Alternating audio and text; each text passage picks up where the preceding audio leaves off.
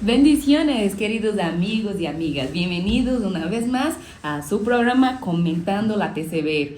Y una de las cosas que es muy importante es que tengan la práctica de descargar el documento que disponibilizamos para todos y hacer ese comentario juntamente con nosotros. Para esto es la dinámica, que ustedes también puedan sentirse comentaristas de la Biblia, de la palabra de Dios, y hacer sus inquietudes, sus dudas, escribirnos en los comentarios también para que podamos seguir respondiendo y estudiando juntos la palabra de Dios. Doctor, bienvenido una vez más. ¿Cómo estás? Muy bien, contento, como siempre, aunque tengamos problemas. Justo eso es lo que vamos a hablar en ese contexto de Apocalipsis.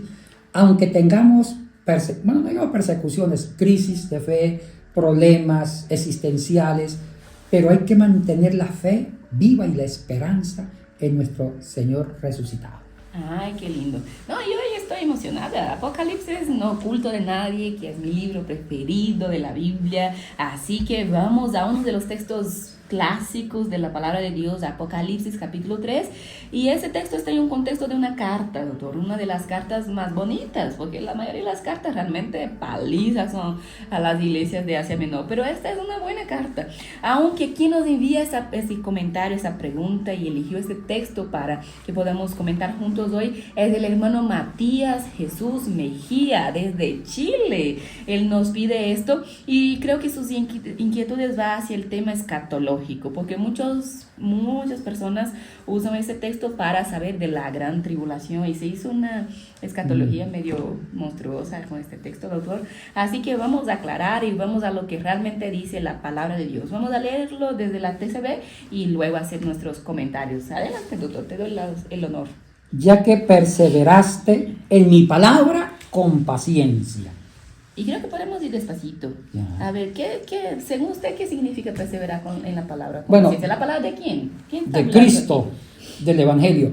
Vamos al contexto, Esterciña. Importante. Porque si no explicamos el contexto, lo podemos interpretar dentro de la teología de la tribulación. Claro. Que dicen que si la iglesia pasa o no pasa. No podemos sacar un texto fuera de contexto para un pretexto. Este es un atropello hermenéutico. Vamos al contexto. Juan, el escritor del Apocalipsis, que tradicionalmente se dice Juan, parte de la comunidad del discípulo amado. Porque él dice, yo estoy en Sí. Entonces, dejemos ahí. Escribió 7 cartas para 7 iglesias muy importantes que estaban en Asia Menor. Asia Menor era colonias grecorromanas que ahorita corresponde el país de Turquía. Y se dice que eran 7 ciudades que daban como un círculo. Y justo justo están las 7 iglesias ahí. Pérgamo, Esmirna. Si uno ve el mapa de las antiguas 7 iglesias, es como un pequeño círculo. Y eso era parte del famoso correo imperial. ¿De acuerdo? Entonces, tengo una pregunta sí. antes de que siga. Pero cuando hablamos que la palabra de Dios es trascendental en su contexto vital, que estamos hablando aquí ahora en este momento, importantísimo para entender el texto, pero que el 7 tiene que ver con plenitud, con perfección. Sí. Así que podemos entender también que las 7 cartas, aunque tiene iglesias muy definidas y históricas realmente que fueron destinadas, podemos entender que eso también sirve como mensaje para nosotros como iglesia hoy. Exactamente. Podemos interpretar, porque hay que entender que el Apocalipsis usa mucha simbología. Y una de las simbologías es el número. El número 7 quiere decir que es un mensaje perfecto para la iglesia perfecta, la iglesia compacta de Jesucristo. O sea, que se puede aplicar a otras iglesias del momento y las iglesias de la actualidad. Es un mensaje eterno, histórico para todas las iglesias. Pero hay un contexto particular en este momento. De acuerdo. Asia Menor sufrió la más terrible persecución con el emperador Domiciano, que fue la segunda persecución después de Nerón más brutal, Esterciña, dentro de todas las posiblemente 13 persecuciones violentas. Había unas más peores que otras, pero la de Domiciano está entre las 4 más violentas, sistematizadas por encima de Nerón. Nerón inició las persecuciones por el año 64, pero la segunda persecución fue la de Domiciano, que posiblemente es el contexto de Apocalipsis. Y Domiciano fue emperador entre los años 81 al 96, pero las persecuciones, Terciña, partió del año 80 porque Roma o Asia Menor empezó a vivir momentos terribles a nivel económico, de salud, de avalancha de los bárbaros en las fronteras de Asia Menor. Y cuando hay una crisis económica, militar, política, de salud, ¿a quién el pueblo le echa la culpa? Al gobernante.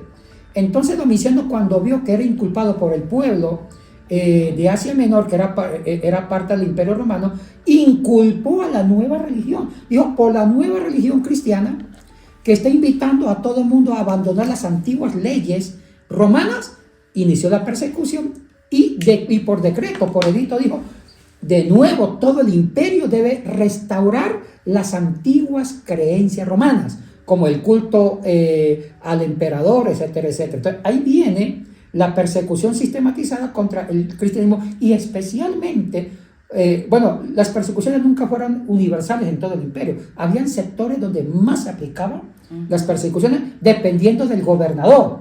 Okay. El emperador daba un decreto, los gobernadores tenían la capacidad de ejecutar fuertemente o no, o suavizarlo. Entonces el gobernador en Asia Menor fue fuerte en aplicar las persecuciones en Asia Menor contra el cristianismo. Y aquí está el contexto. Entonces, dice Juan, hablando en nombre de Cristo, ya que perseveraste en mi palabra con paciencia. ¿Qué significa mi palabra? Era el Evangelio. Okay. El Evangelio que transforma toda la existencia humana. Pero vente un poco. Muchas gracias. Para eso estamos. Ya que perseveraste con mi palabra. ¿No te tiene algo más fuertecito? Sí, tengo. ¿Qué quieres más fuerte? Un rojo. Con color amarillo pollito. Color de sangre. Apocalipsis rojo es el peor color que puedes tener. Con mi palabra, con paciencia. Entonces, ¿la palabra qué era? La predicación del mensaje de Cristo, que es un mensaje liberador, que es el Evangelio. ¿Qué es el Evangelio? Esa es la esencia de la TCB, es anunciar un mensaje que transforma toda la existencia humana. Entonces, ya que perseveraste en la vivencia del Evangelio, vivir el Evangelio es vivir un Evangelio integral, que es cuidar mi cuerpo, mi salud, mis emociones, mi espíritu, y con mi muerte ya voy a heredar una vida eterna. Con paciencia. ¿Por qué dice con paciencia? Porque cuando había persecuciones o cuando existieron las persecuciones en Asia Menor, y hablemos de Filadelfia, que es el contexto de este versículo, los perseguidos perdían la paciencia, Estercinia, porque los iban a matar, les quitaban las casas, los llevaban presos, y dígame si la paciencia no estaba cuestionada. Entonces, Jesucristo está diciendo, perseveraste, viviste mi palabra teniendo paciencia y aguantando el sacudón. Y mire, viene la reciprocidad, viene un premio. Yo te guardaré de la hora de prueba. Yo te guardaré de la hora de prueba, que vendrá sobre el mundo entero para poner a prueba a los que viven en la tierra. Ahora, ¿qué es? Sí. Aquí nos detenemos un poco. Por eso es que le preguntaba sobre las 7 iglesias, cómo aplicamos esto hoy, porque la duda principalmente de nuestro telespectador aquí que nos pide el texto es, ¿por qué la prueba viene para el mundo entero si el libro era en Asia Menor? Bueno, el decreto de las persecuciones fue para el mundo entero, para todo el imperio del oeste, el imperio romano, que también cubría gran parte de Oriente. Entonces, la prueba era universal, era un edicto universal hecho por el emperador Domiciano, y eso estaba políticamente se aplicaba a todo el imperio. Ahora, entraba la voluntad de los gobernadores locales. Habían gobernadores que eran muy implacables en implementar el edicto del emperador. Entonces, pero el principio está diciendo que la prueba era universal. Pero hablemos de 2 pruebas. Siempre la exégesis habla de 2 pruebas. La prueba hecha por el imperio al reprimir la fe cristiana con violencia, matando cristianos, esa es una prueba. Pero siempre se habla de una segunda prueba. Es la prueba que pone Dios, que es el juicio universal contra los que persiguen a la iglesia. Esto es interesante lo que estoy diciendo, Estercinia. Cuando se hace una exégesis de Apocalipsis, y cuando el texto habla de una prueba para el mundo entero, también se habla de una doble prueba. Primero, el mundo desafió al cristianismo, probando el cristianismo, persiguiendo el cristianismo y haciéndolo llorar porque los mataban. Esa es una prueba. pero viene una contraprueba para el malvado, para el imperio, que era el juicio de Dios. De acuerdo. Entonces, aquí vemos una doble prueba cuando dice, yo te guardaré de la hora de la prueba. ¿Cuál prueba se refiere? A la del imperio, a la persecución contra la cristiandad, que vendrá sobre el mundo entero para poner a prueba a los que viven en la tierra. Ahora, entra otra prueba, que es la justicia divina, que va a poner a prueba a los malos. Entonces, siempre hay que hablar con esa doble dimensión de la prueba del pecador, de la prueba de la bestia, del imperio romano, porque la bestia es el poder político romano en Apocalipsis 3, pero también viene la prueba de Dios, que es el juicio de Dios, donde se implementa la justicia. Y si la carta es a las 7 iglesias y nos involucra a nosotros hoy como iglesias, la palabra de Dios sigue viva y pertinente, no podemos entender esa prueba también de como todas las luchas y las crisis y las situaciones que vivimos hoy. Sí, sí. Mire, siempre yo veo la doble prueba, tanto la prueba que el mundo nos pone, como la prueba de justicia que Dios nos da. La vida cristiana es tercinia, y también para ustedes, estamos viviendo nuestra existencia y nuestra fe en una doble prueba. La primera prueba es lo que el mundo nos pone como obstáculo. Prueba nuestra fe está en crisis, nos enfermamos, perdemos seres que amamos, somos calumniados, tenemos limitaciones, quiebra financiera. Esa es la prueba que la circunstancia, el hecho de vivir nos pone, nos prueba. Pero hay una prueba, que es la que más le tengo miedo, es la prueba de Dios, que es el juicio de Dios, que va modificando el carácter, que se va imponiendo sobre el pecado humano. Entonces, a veces nosotros nos toca enfrentar una doble prueba. La prueba de las circunstancias, la adversidad de la vida, pero también viene la prueba de Dios cuando Dios me confronta con su justicia. Ahora, ¿cuál es el desafío de un creyente? Que su voluntad, que su vida, su conducta, su corazón, su fe, se ajuste a la prueba de Dios y se alinee con Dios para vivir la esperanza. Y eso nos ayuda a soportar la prueba que el mundo nos da. Y ahí esa doble prueba, ¿cómo es que entendemos esa idea tan común en nuestros contextos, principalmente pentecostales, de la gran tribulación? ¿Tiene que ver o no tiene que ver? Yo discrepo, Esterciña, con una hermenéutica literalista apocalíptica, porque han sacado el texto fuera de contexto para armar algo escatológico de una gran tribulación, de persecuciones fuertes, cuando también Juan estaba hablando de una tribulación propuesta por el poder imperial romano. Ahora, ese tema de la gran tribulación lo podemos entender de otra forma. Por lo menos para mí el COVID, cuando estuvimos encerrados 3 años o 2 años, no sé, es una prueba, es una gran tribulación que el mundo y la iglesia vivió. Entonces, aquí está la doble prueba.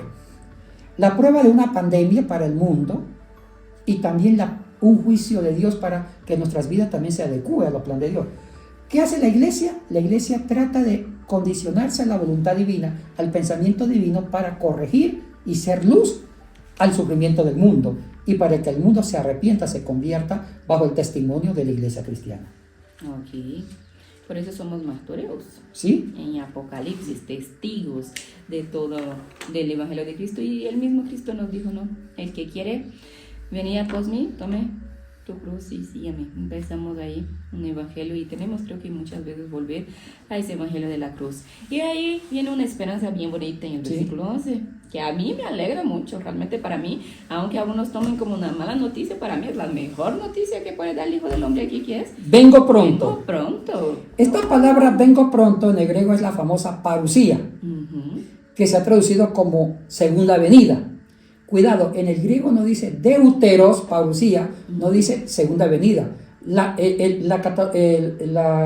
Categorizar segunda venida con un adjetivo numeral ordinal, segunda venida, es más una propuesta de la teología cristiana desde la antigüedad y más de la edad medieval. Lo que el griego dice parusía. Entonces, los textos griegos traducen la venida. Algunas traducciones ponen segunda venida, y eso es algo que podemos discutir en otro programa. Sí, entonces, la presencia de este verbo es parusía, que es vengo pronto.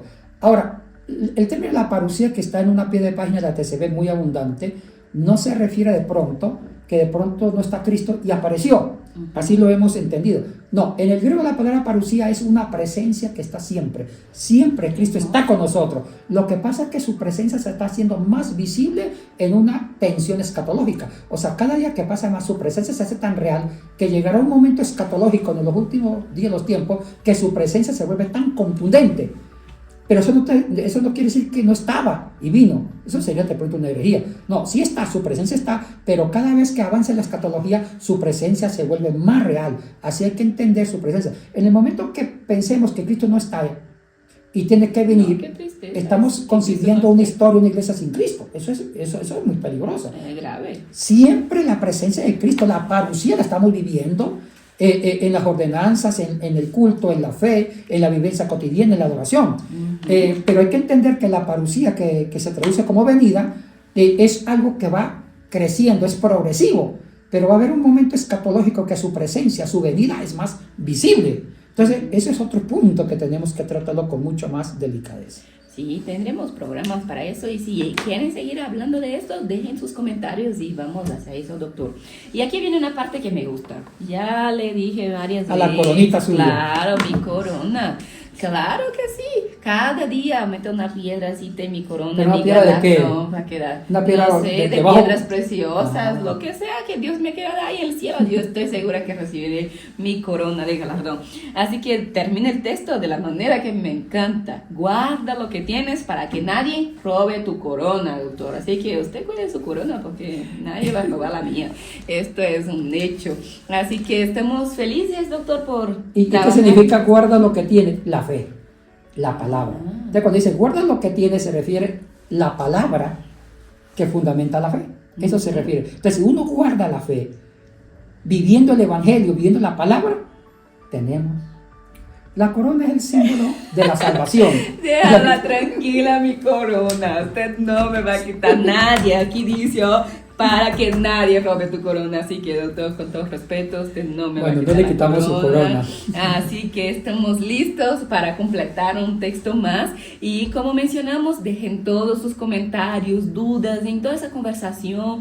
Hagan sus propios comentarios ahí. Y en toda esa conversación, si se surgió alguna inquietud, alguna situación, algún otro texto también que a ustedes les gustaría que podamos comentar juntos, dejen el comentario. Compartan en todas las redes sociales cómo quedó su comentario ahí de este texto, etiquétanos en todas las redes y les esperamos ansiosos para la próxima semana. ¿Y qué texto será ese? Sí, será el escatológico. Lo que diga la gente. Como la venida de Cristo. Aún no sabemos ni cuál es el texto que viene, pero de acuerdo a las peticiones, claro que sí. Gracias, doctor. Dios les bendiga mucho. Bendiciones. Hasta el próximo programa. Shalom.